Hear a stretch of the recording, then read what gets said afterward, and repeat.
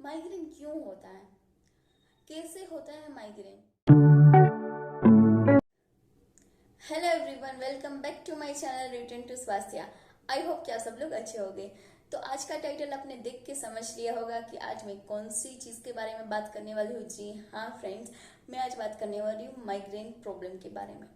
उसका तरीका एकदम आसान है जो हम भगा सकते हैं माइग्रेन को, थोड़ी सी ट्रीटमेंट करके, वो भी घर बैठे। तो चलिए जानते हैं माइग्रेन क्यों होता है, कैसे होता है माइग्रेन, और माइग्रेन तुरंत ही हो जाता है या फिर कुछ और चीज़ होने के बाद माइग्रेन होता है। ये बहुत से ऐसे सवाल होते हैं कि हमें उसका आंसर पता ही नहीं होता है।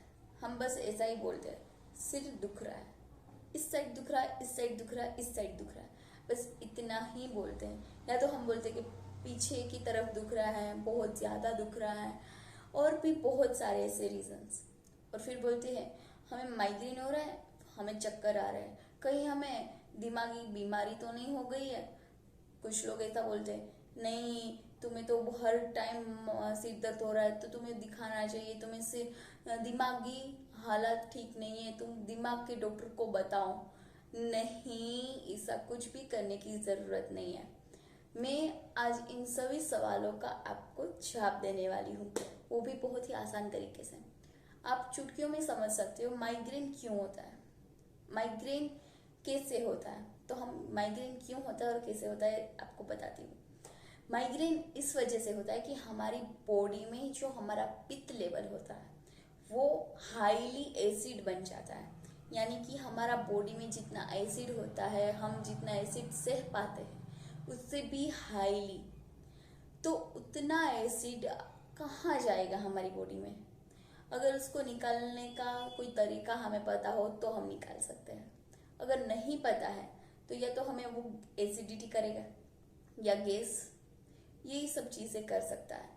और थर्ड लेवल जो होता है माइग्रेन, माइग्रेन में भी कई ज़्यादा स्टेप्स होते हैं, जैसे कि नॉर्मल हेडेक हो गया, फिर नॉर्मल वन साइडेड माइग्रेन हो गया जो कभी कभार दुखता है, वीक में एक बार दुखता है, और जो लास्ट स्टेज ऑफ माइग्रेन जिसे बोलते हैं, उसमें क्या होता है कि आपकी जो माइग्रेन की प्रॉब्लम होती है उसमें आपको वोमिटिंग स्टार्ट होती है। फिर आपको क्या होता है, डायरिया जैसी प्रॉब्लम भी हो सकती है, बाई चांस हो सकती है, होती नहीं है ज़्यादातर, बाई चांस हो सकती है। फिर क्या होता है कि आपको कंटिन्यूस चक्कर आना शुरू हो जाता है। ऐसे नॉर्मली आप खड़े हो और आपको चक्कर आ रहे हैं, कोई भी ऐसी चीज़ नहीं हुई है फिर भी आपको चक्कर आ रहे हैं। तीसरी बात जो होती है कि बहुत ही सर दुखता है, जैसे कि ऐसा लगता है कि किसी ने हमारे सर पर बम रख दिया, कभी भी फट सकता है, ऐसा होता है। तो ये हाई स्टेज माइग्रेन होता है, मतलब जो उसका लास्ट स्टेज बोल सकते हैं। और नॉर्मल से जो हमें हेडेक होते हैं वो नॉर्मल सी बात है, बट ये माइग्रेन जो है वो स्टेज ऑफ लास्ट हम बोल सकते हैं हेडेक के दौरान। तो इस माइग्रेन को कैसे जड़ से ख़त्म किया जाए, मैं आपको बता दूं कि इस माइग्रेन की दवा नहीं है।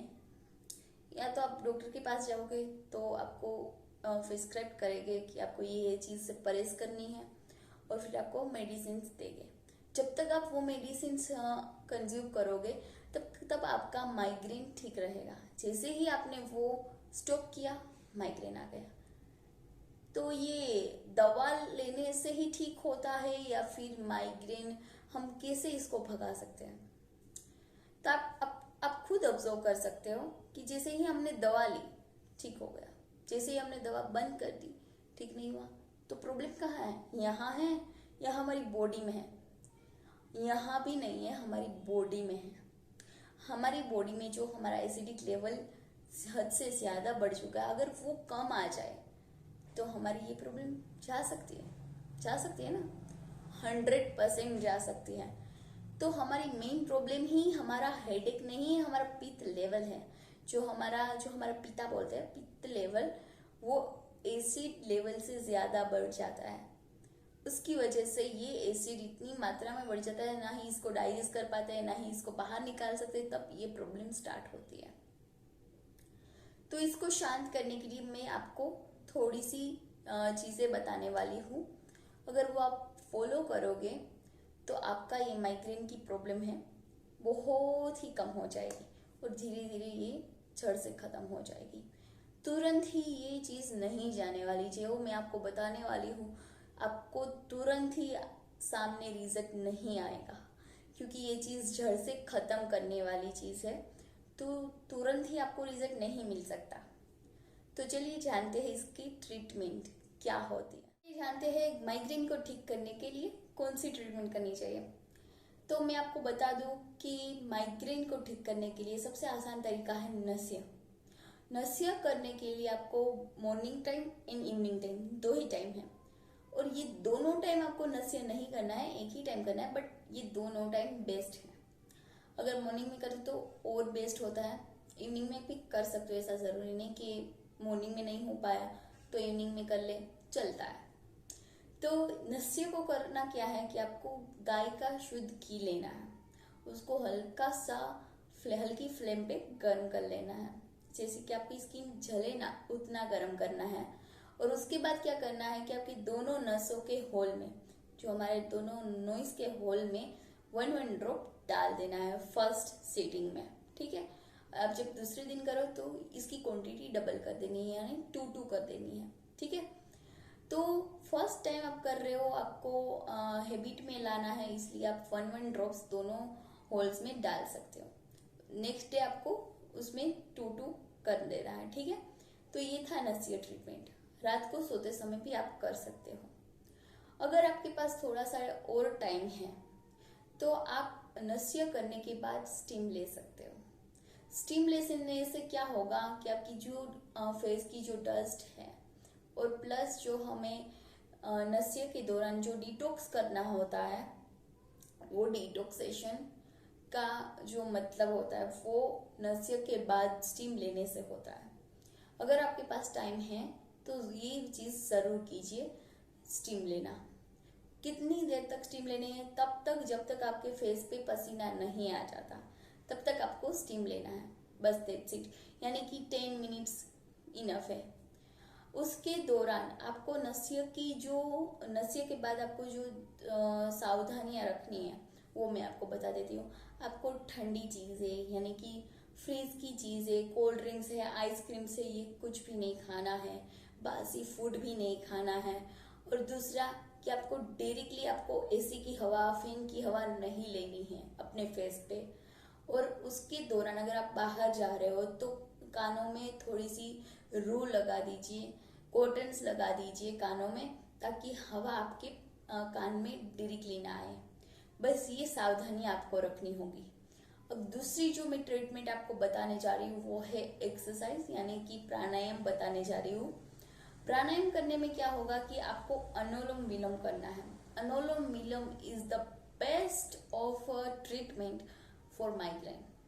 अगर अनुलोम विलोम की ट्रीटमेंट आप मॉर्निंग इवनिंग दोनों टाइम कर रहे हो एवरी डे, वो भी अच्छी खासी तरीके से, यानी कि आप 10 टाइम्स कर रहे हो, 10 में से 20 30 40 इस तरह से आप स्टेप बाय स्टेप बढ़ रहे हो, और ये दोनों चीज़ मिला के आप अगर ट्रीटमेंट स्टार्ट करोगे तो आपकी मतलब जो माइग्रेन की प्रॉब्लम कहाँ चली जाएगी ना, वो आपको खुद पता नहीं चलेगा।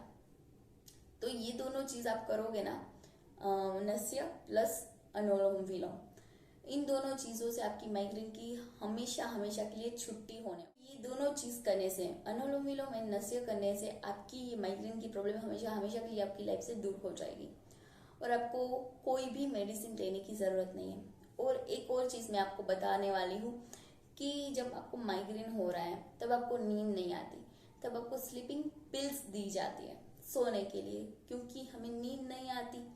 तो उसके दौरान अगर आपको मेरा वीडियो मिल रहा है या फिर कोई आपको बोल रहा है कि नस्य कीजिए, तो नस्य ज़रूर से ज़रूर स्टार्ट कर दीजिए। काफ़ी मेरे ऐसे पेशेंट्स आते हैं, मुझे बोला गया है नस्य करने के लिए, मुझे इन्होंने बताया, बट वो करते नहीं हैं, सिर्फ और सिर्फ मेडिसिन पे ही डिपेंड रहते हैं। नहीं, अगर आपको कोई बोल रहा है तो प्लीज़ नस्य कीजिए। अगर आपको पता नहीं है तो वीडियो देखिए, मेरी वीडियो अगर आप तक पहुंच रही है तो प्लीज़ मेडिसिन अवॉइड कीजिए जहाँ तक आपसे हो पाए। मैं ऐसा नहीं बोल रही हूँ, कभी कभी इमरजेंसी में हमें मेडिसिन की ज़रूरत पड़ती है, बट ऐसे बिना समझे बिना जाने कि प्रॉब्लम क्या है, आपके शरीर से जुड़ी प्रॉब्लम है, तो आपको जानना ज़रूरी है कि आपको हो क्या रहा है। तो बस यही चीज़ मैं आपको बताना चाहती हूँ। अब हम देखते हैं कि अगर ये ट्रीटमेंट आपकी चल रही तो उसके दौरान आपको परहेज क्या करना है। परहेज में ये करना होगा कि आपको जो हमारा फूड होता है उसमें दाल सब्जी दोनों चीज़ों में लेमन नहीं डालना है, टोमेटो नहीं डालना है, आमली नहीं डालनी है। इमली, टोमेटो और नींबू, ये दोनों से अवॉइड करना है। ये तीनों चीज़ें आप कच्ची ले सकते हो, जैसे कि कच्चा टमाटर आपको सलाद के थ्रू ले सकते हो, नींबू पानी आप पी सकते हो, ये कच्ची चीज़ें ले सकते हो, बट इसको बॉइल्ड नहीं होने देना। अगर आप बॉइल्ड करोगे तो आपका जो पीएच लेवल है और बढ़ता ही जाएगा। ये चीज़ आप कोई नहीं बताने वाला। ये जो मैंने आपकी परहेज बताई है वो चीज़ कोई नहीं बताने वाला। तो बस ये चीज़ करोगे ना तो आधी प्रॉब्लम तो यहाँ से ही ख़त्म होना शुरू कर देगी। तो बस ये थी आज की वीडियो। अगर आई होप कि आपको अच्छी लगी हो, अगर अच्छी लगी है, हेल्पफुल हुई, तो प्लीज़ औरों को भी शेयर कीजिए ताकि औरों को भी हेल्प हो सके और इस प्रॉब्लम से बाहर आ सकें।